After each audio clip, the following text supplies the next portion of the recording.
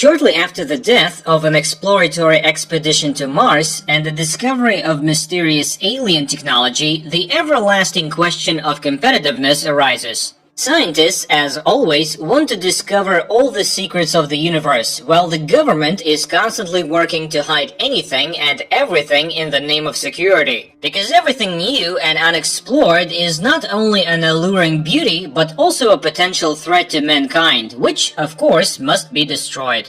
In 2030, a mission of explorers is sent to Mars. Everything goes normal. The artificial intelligence system, RT, checks the engines and takes command.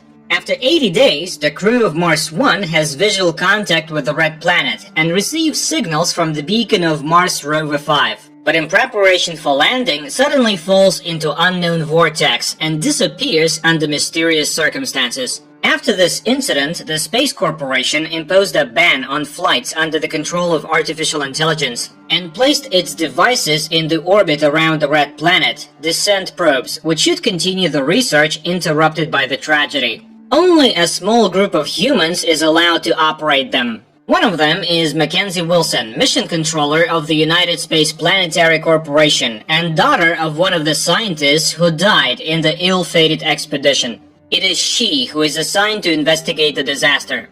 A colleague, Sterling Brooks, is outraged by such an unqualified approach of the corporation, since the crash should be investigated by a specialist. And he, although he was involved in the preparation of that mission, has no access to the case file at all. Mac goes to the command bridge, where she is greeted by an artificial intelligence, RT, who informs her that her rover is preparing to land 5 hours early due to an impending sandstorm. The girl is outraged. Who authorized the AI to make decisions? But it quite calmly declares its autonomy from human opinion and begins to count down the time, disregarding Mac's orders. At this time, Mac's supervisor and her sister Lena gets in touch. She apologizes for not informing her sister of RT's authority. Yesterday, the corporate board decided to put him in charge of the investigation. Lena is unsure whether her sister can do the right thing and insists that AI will succeed where human controllers have failed. The module undocks and heads towards the planet. But suddenly something goes wrong and the ship is in danger of being destroyed. Mac instantly makes decisions that are transmitted to RT, and the latter, having calculated the options, concludes that the chances of salvation are only 7%. Mac does the following calculations, after which the chances increase to 42%, which impresses RT. He accepts Mac's commands, and only because of this, the module descends to the planet's surface unharmed. At this point, Lena calls her sister and praises her for the successful landing. Was it RT? Mac cannot contain her indignation, for she's the one who found the solution. But Lena reminds her that it was AI who did it. In fact, the woman is convinced that AI is the panacea for all mankind's problems. RT has opened up the possibilities for instant data transfer and revolutionary research methods. And most likely, computers will outlive humanity and will be able to reach the stars. The rover scans the planetary environment and detects an unknown signal. After analyzing it, RT discovers that it is coming from the long decommissioned Mars Rover 5 and is directly tasked by Lena to deal with it. After laying out a safe route, RT leads the rover to the source of the signal, reporting on encountered robots given up and abandoned on the Red Planet. Mac tries to hide her nervousness behind the ball game and informs RT that she has decided to call her module Little Red Riding Hood, for she is now like a girl in a dark forest, alone and surrounded by danger. She tries to get AI to talk about her sister and doesn't understand how he was programmed to be so loyal. At this point, Little Red reaches an anomaly, a mysterious black cube whose origins are unknown. RT intends to perform a protocol and take part of the cube for analysis, but the drill has great difficulty coping with the material, which is too dense. Nevertheless, RT begins the analysis, the results of which are unlike anything he has seen before. RT calls Lena, and she too is surprised by the discovery. AI measures the temperature of the mysterious object and discovers that it is much colder than the environment. Archie speculates that the cube is the property of the corporation and continues to investigate it with all available means. But inside the cube, even with X-rays, nothing is visible. Mac tries to get permission to consult someone knowledgeable, but Lena opposes bringing Sterling into the investigation because he was somehow involved in the crash and she does not trust him. In the meantime, Artie detects an unidentified satellite in Mars orbit and, launching the defense protocol, shoots it down. Mac is outraged by such actions. He hasn't even checked whose satellite it is or what it might threaten them with. She asks to extrapolate back and finds that it was a Chinese satellite, which the woman tells Lena about. Lena orders her not to talk about this incident. After all, it's an international incident. Mac leaves the deck house and calls her colleague, Jian, with questions about working with Artie, but he suddenly cuts the conversation short. The woman returns to the deck house and learns that the cube has begun to rotate on a perpendicular axis, and Artie can't catch any signals from the outside. Gravitational levels are off the scale, although Mars is not capable of this, so what is going on? Mac orders the stabilizers to be released, but after anchoring Little Red to the ground, the power system suddenly fails, and the cube disappears from view. Mac orders a scan all around, even under the surface of the planet, but the object is not detected. Mac decides to replace the power source, for which she asks Artie to return to Mars Rover 5 to retrieve the nuclear battery from it. But this can only be done manually, for which Artie passes the command of the rover over to Mac. Mac conducts the operation, passing along a story about her father who wanted to give up his place on Mars 1 because he thought he was an underqualified scientist, which was not true. And then she convinces her father to go on the expedition, which ruins him. Little Red gets to Mars Rover 5 and manages to perform a battery extraction and replacement operation literally seconds before the life support systems shut down. Artie resumes analyzing the sample and discovers that the cube is made of a material harder than diamonds.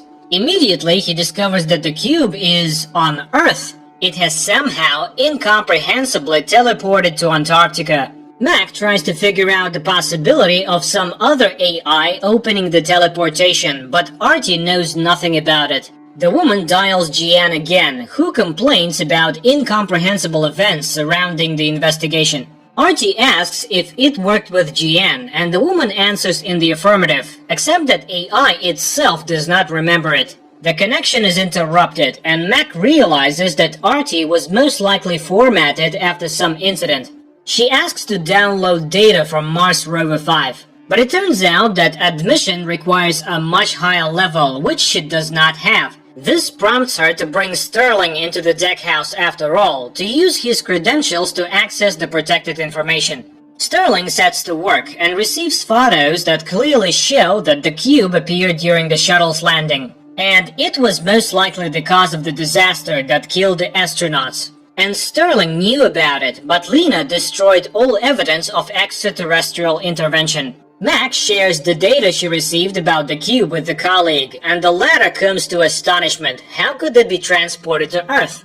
Mac tries to figure out how Artie knew about the hypersonic connection, but he considers it divine inspiration. Mac expresses confusion. How can we believe that AI itself made the discovery? And after contact with the cube, and the main thing is that Artie does not recognize those with whom it has worked, nor does it remember the codes of work. Clearly, his memory has been formatted. Suddenly, Mac realizes that the cube can rotate because of magnetism, and she rushes to test her theory. It turns out that the magnetic projectile that shut down the satellite started the cube's engine.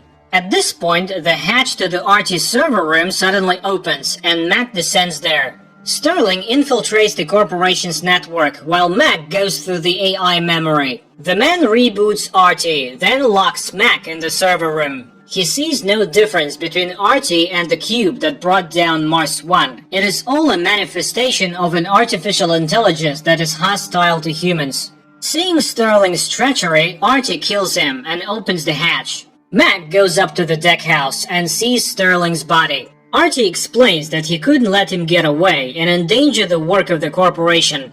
Mac asks Lena where Artie came from, and she explains that it is the result of 1,000 attempts, simulations, and self-organizations. People couldn't keep up with its progress, and it's impossible to understand its neural networks. Artie created itself. Children grow up, and you can either restrain them or let them realize their potential. Humanity's time has passed.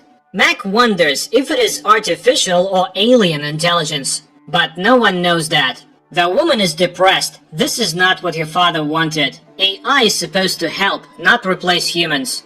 And then she sees what Sterling has done. Using armed satellites in Earth's orbit, he gives the command to destroy the cube. Mac decides to release magnetic charges to make the cube move again. Artie begins executing the command, while Mac stands in front of an armed response team bursting into the cockpit, trying to stop the launch of the satellite rocket. Shots are fired. Artie manages to close the doors, but Mac is wounded. The drone fires a charge, and the cube, beginning to spin, is transported to Mars.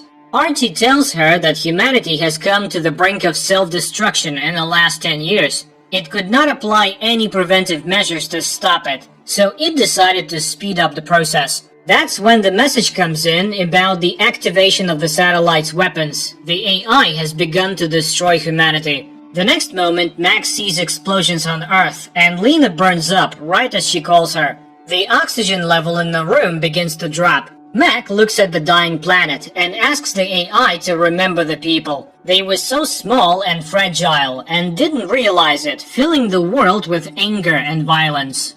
Artie comforts the woman. It can create a semblance of humans and will try to give them a second chance. The air runs out and Mac dies. The Earth dies, but having passed through the cataclysms, gathers again. And Mac opens her eyes and sees on the screen in front of her, herself. And that Mac says that in dying she asked Artie to save her. The AI checks her mental capacity, and the woman clearly answers that it's 2036. She's in the center of the corporation's control room, and Lena is standing outside the door. The woman goes to the door, and it turns out that she has been reborn into a memory-based reality, a technology available only to a highly advanced civilization. They also accelerated the development of AI. Although the origin of the superintelligence is unknown, the purpose is clear: instant teleportation between galaxies. And now came the signal with the coordinates. So Artie was waiting for her to go there. Smiling happily, Mac, along with Artie, teleport to new worlds in the cube. And it's not the end at all, it's a new beginning. An opportunity to create a future unconstrained by the limits of primitive human science. This is where the film ends. So, what is this film about? A tense confrontation between an astronaut and artificial intelligence? Or an attempt to find answer to the question that excites humans about our place in the universe and our origins? And about the possibility of someday going to a place where humans are not yet allowed to go.